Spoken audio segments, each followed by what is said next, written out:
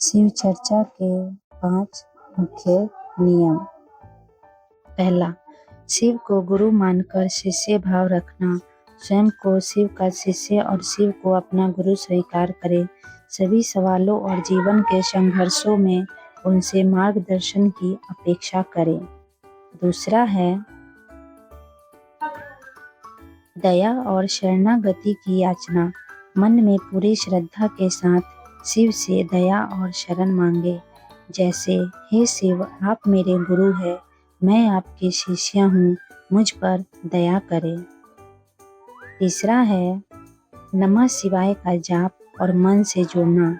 माला या मन से नमः शिवाय मंत्र का जाप करें, मन को एकाग्र करें और विचारों को शांत रखें। इससे आंतरिक शांति मिलती है। चौथा है नकारात्मकता का त्याग और सकारात्मक सोच। शिव चर्चा के माध्यम से नकारात्मक विचारों को दूर करें और मन में उत्साह व सकारात्मकता को बढ़ाएं। पांचवा है स्पष्ट प्रश्न पूछना और धैर्य रखना। जब सवाल पूछें तो स्पष्ट और एक ही सवाल पूछें और जवाब के लिए धैर्य रखें। जल्दबाजी न करें, क्योंकि जवाब किसी न किसी रूप में अवश्य मिलता है।